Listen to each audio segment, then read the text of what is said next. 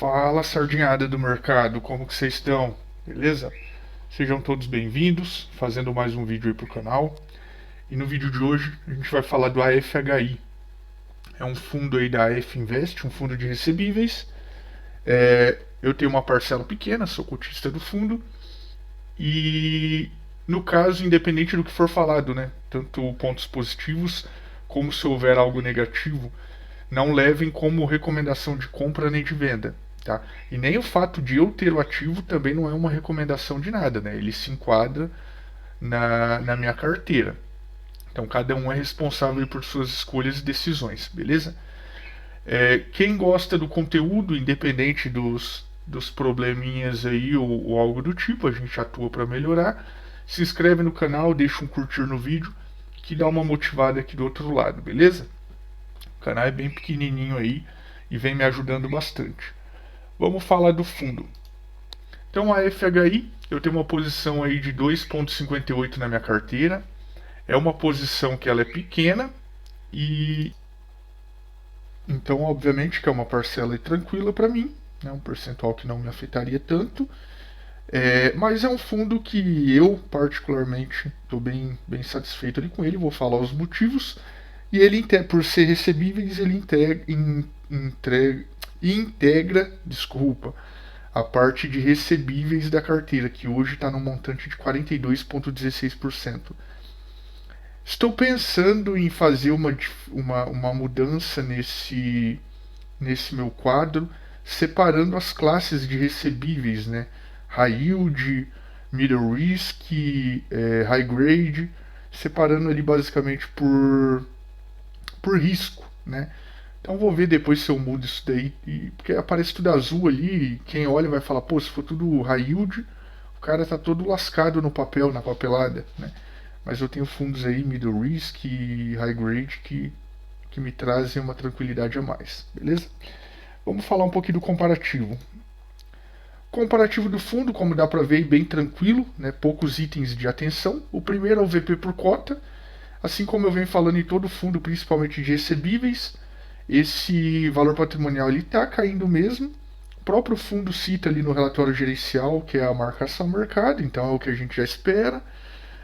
Fica um item de atenção porque é óbvio que a gente não quer que isso fique caindo por muito tempo. Então vamos olhando, vendo até onde que vai esse movimento e quando que o VP por cota começa a reagir, né? Essa reação do VP por cota pode até sinalizar uma virada de mercado, né? Talvez. Então tem quem olha assim, até por isso que eu vou olhando esse item com um pouquinho de atenção. O P sobre VP tá ok, 1,03, o fundo está sendo negociado um pouquinho acima do seu valor patrimonial, mostra que o pessoal está contente com o fundo no momento, mas é aquela, né? Eu quero ver agora diante dos próximos meses, tanto desse quanto dos próximos, que virão aí rendimentos piores, né? Eu quero ver como que vai ficar esse P sobre VP, se vai se sustentar acima de 1. Eu acredito que vai cair, tá? Eu acredito que vai cair, mas vamos aguardar e ver o que vai rolar. O dividend yield mensal 1,37, o fundo anunciou em julho 1,40. Não é o último agora a ser pago em agosto, ainda é o de julho, tá 1,40. Então ok esse índice. O caixa do fundo de 16,20 para 2,51 é um caixa que chegou, o fundo alocou ali os recursos obtidos em emissão e chegou no patamar, para mim tá no patamar perfeito ali, 2,5, perfeito, sem problema algum, tranquilinho. Tá? A base de cotistas ela é bem pequena, ele é um fundo pequeno, não tão conhecido, então uma base bem curtinha, mas ainda assim teve um aumento, né, de 10,8 para 11,4. Para um fundo nesse patamar de cotista, é um aumento significativo de um mês para o outro. O resultado mensal do fundo de 2,7 milhões para 3,6 milhões, então teve um aumento bom aí no resultado no período.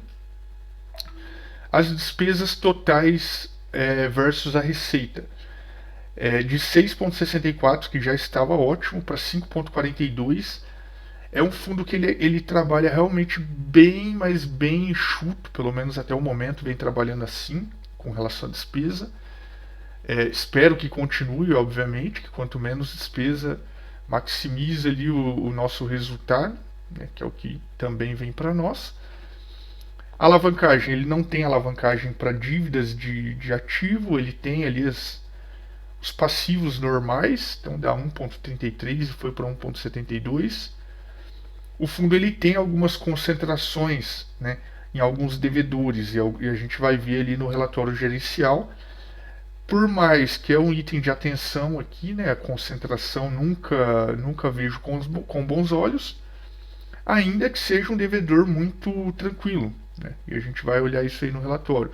Mas é um ponto que a gente tem que ficar atento aí a possíveis problemas, notícias aí com esse devedor, porque é uma exposição um pouco alta para o fundo. Tá? Vacância não tem o que se falar, porque ele é de recebíveis.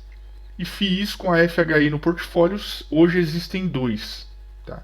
É um número baixo, não dá para tirar qualquer base daí, né?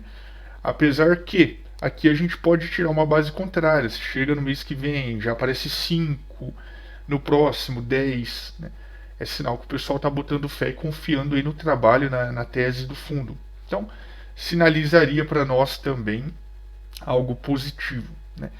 Mas falando no geral de indicadores e números, o fundo segue bem tranquilo. O único ponto, o primeiro item ali é mais para a gente tentar acompanhar em que momento que a coisa começa a virar, né? E o VP por cota volta a subir, com remarcações a mercado de novo. E o de mais atenção é a questão da concentração, mas por hora tranquilo. Tá? Vamos falar então do relatório gerencial e a gente já aborda esses itens aí da concentração e tudo mais. Deixa eu colocar na minha tela aqui, só um momentinho. A FHI. Então a gente está no relatório de junho de 2022. Começando aqui informações básicas, né? Gestora F Invest. O fundo iniciou em 4 de 2021, então ele é um fundo que ele tem pouco mais de um ano, né? Ele não tem muito mais aí do que um ano, 2 anos, algo do tipo. Apesar que já andamos aí, estamos no mês 8, né? Mas ele tem 1 ano aí e 4 meses, então é um fundo relativamente novo. Um ponto bacana aqui, taxa de administração, 1%, já está tudo junto, ADM, gestão, custódia e tal.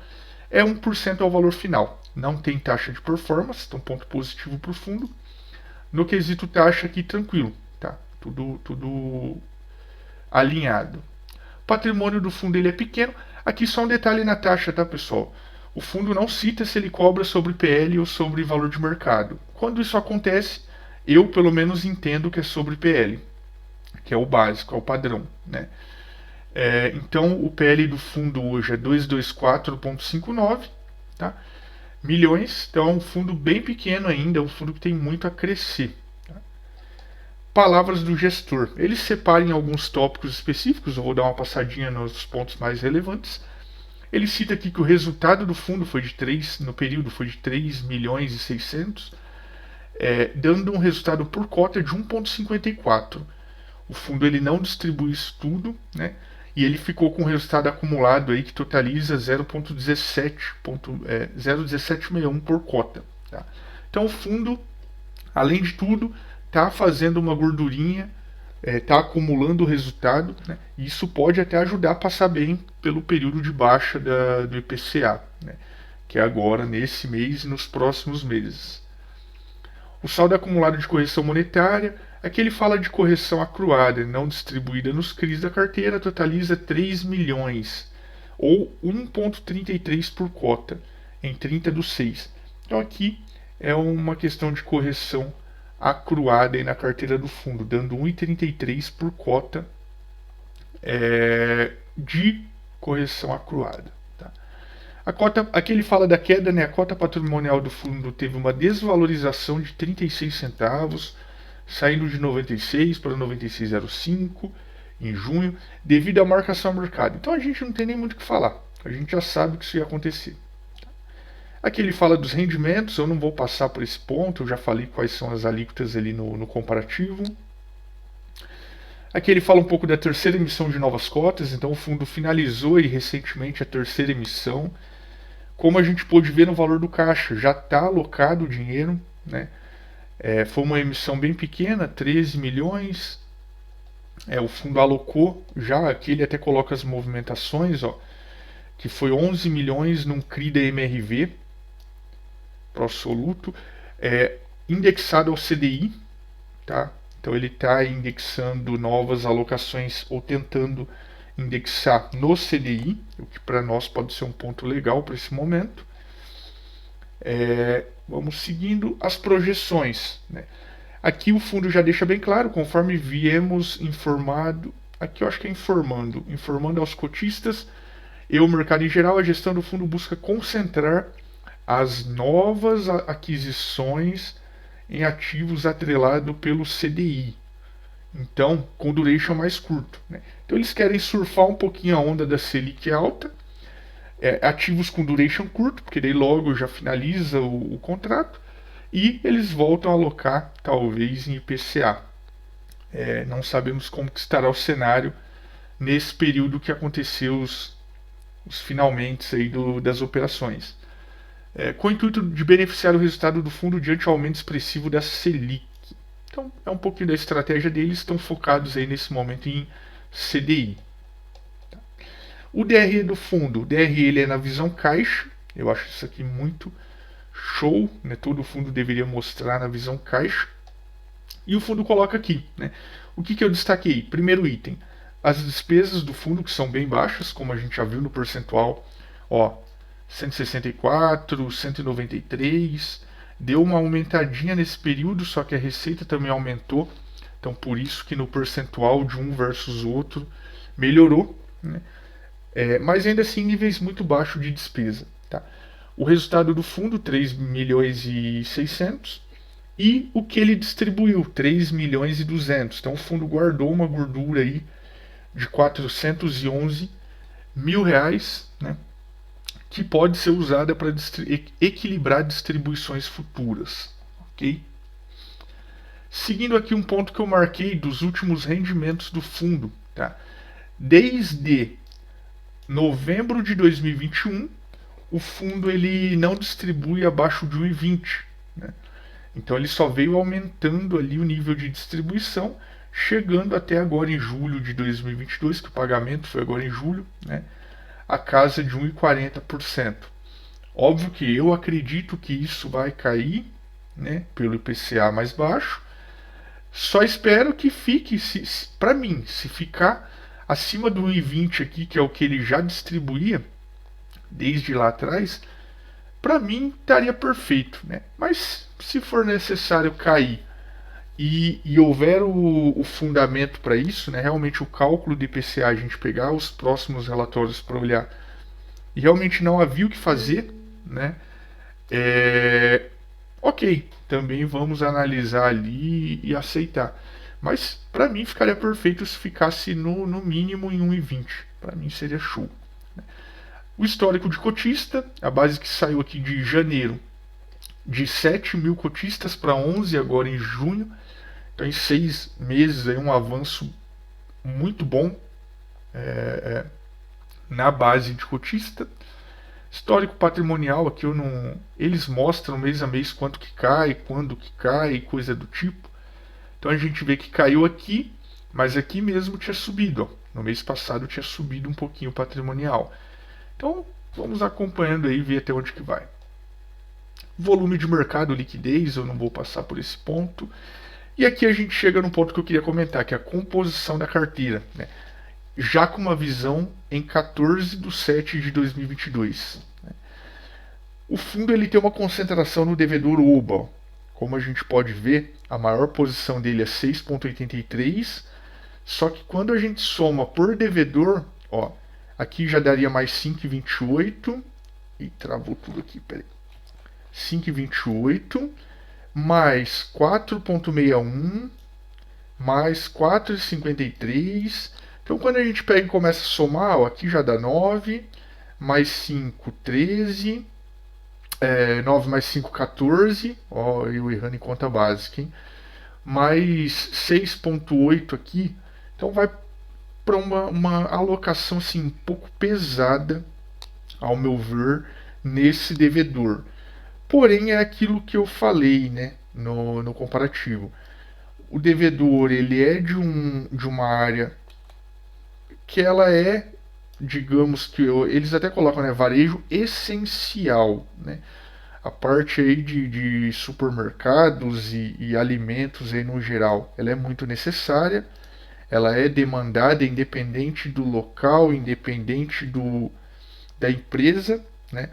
A gente vê mercadinhos de bairro aí que duram anos, né? Mercadinhos sem nome, pequenininho. Então essas redes maiores aqui têm uma, de certa forma, uma perenidade um pouco estável, né? Garantida, digamos assim. Então é um devedor bom, mas ainda assim eu olho com mais atenção, exige cuidado, porque é uma operação aqui que, se minhas contas estiverem certas, dá mais de 20% nesse devedor. Eu acho até que esse fundo deveria fazer algo que é bacana, como ele tem aqui operações em devedor igual, ó, direcional tem aqui em cima. Eles deveriam fazer algo semelhante ao que o Versalhes da R Capital faz, que é mostrar um gráfico com a exposição por devedor. Eu acho que ficaria muito legal para a gente não ter que ficar fazendo conta de cabeça, olhando aqui, entendendo onde que está cada devedor e tal, né? Então fica de dica aí para o pessoal da FHI. Mas uma carteira bem tranquila, né? A gente vai ver ali na parte do... aqui um ponto que eu tenho que comentar, né? Ele tem o SNCI, então ele tem FII aqui, o único é o SNCI. Não me agradou isso aqui, né? Não me agrada, mas é uma exposiçãozinha bem pequena. Eu acho que ele tinha que focar no que ele faz de melhor ali, que é os recebíveis. E o que eu ia comentar, né, que a gente vai ver ali na carteira, como que é a distribuição dessa carteira dele por risco, né? A maior parte aqui são devedores bem consolidados, né, bem tranquilos, mas tem sim a parte de high yield, com alguns devedores ou algumas operações um pouquinho mais apimentadas, digamos assim. Então aqui a alocação por indexador. A carteira do fundo é majoritária ali em IPCA, né, preponderante em IPCA, mas tem até uma parcela relevante, 35% quase, em CDI. Essa parcela de 35% em CDI pode nos ajudar agora a manter o rendimento um pouquinho mais equilibrado nesse momento que a gente está passando aí de economia. Tá? Um ponto que eu acho bacana, mas como eu acabei de comentar, né, ele tem 97%, 98% basicamente, em CRI, né, e tem uma parcelinha aqui de 1,63. Eu acho que o FII é o 0,53 aqui, ó. Independente de ser 1,63, o 1,63 eu acho que é o caixa na visão deles. Tá? Mas independente de qual seja, é baixo, mas eu acho que não deveria ter. Deveria ter aqui só ter o CRI e o caixa. E o CRI está aqui com 98 ponto alguma coisa. Né? É a minha visão. Mas o fundo aí, a gestão, se sabe, obviamente sabem o que fazem, e trazendo retorno para nós cotistas é o que me importa. Tá? Aqui eu acho que é importante a parte de risco. Então, alocação por tipo de risco. Tem uma parcela alta aqui em pulverizado e uma parcela aqui de 29,96 em contratual. Tá? E o que mais me importa aqui é essa parte. Ó. 65% da carteira é high grade, né? São operações com devedores ali mais qualificados, melhores, de maior segurança. Obviamente que tudo que é mais seguro, né, remunera menos. Então, essa parte da carteira é mais tranquila, obviamente remunera menos. E o pessoal tentou equilibrar, colocou um pouquinho de pimentinha aqui, que são as operações high yield, né? 34,36% em operações high yield, que fazem o que? Né?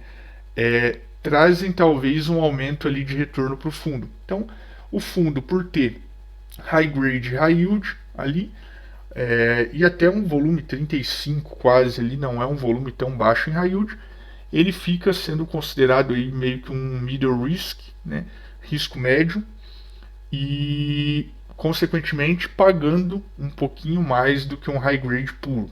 Tá? e um pouco menos óbvio que um high yield puro. A alocação por segmento, né? Aqui tem um pouco da alocação, então incorporação 47%, varejo essencial 25%, loteamento, né, que tem um pouco de risco aqui envolvido, 12%, shopping center que é tranquilo, por aí vai. Tá?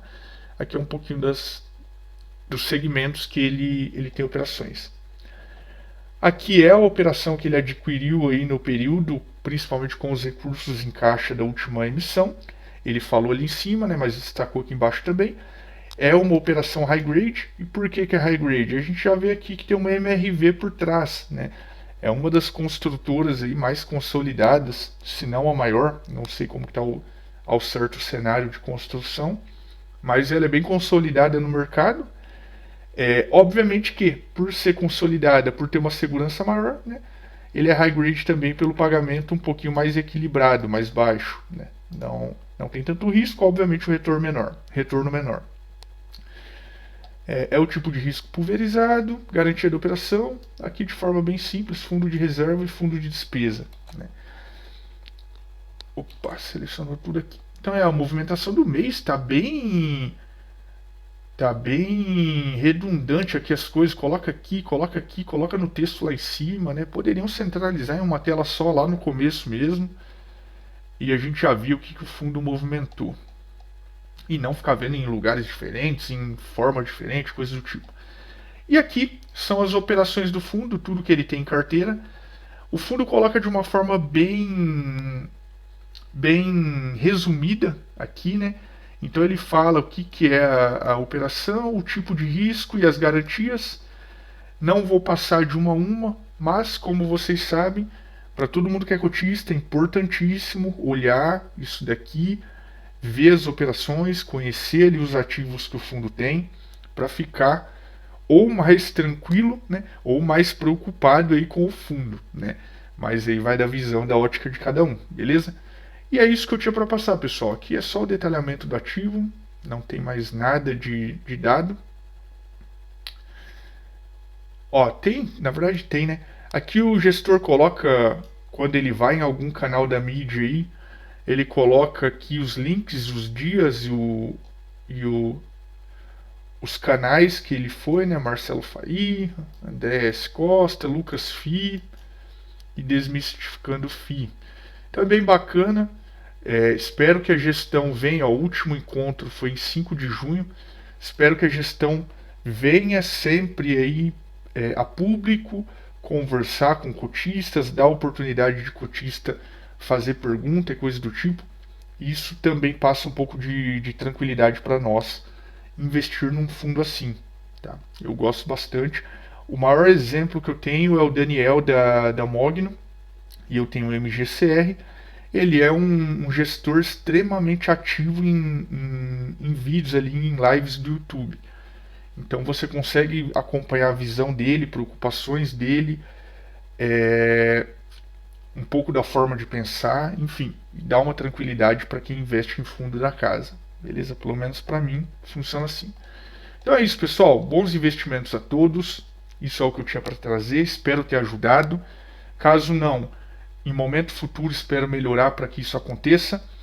Estamos juntos aí nos investimentos. Forte abraço. Até mais.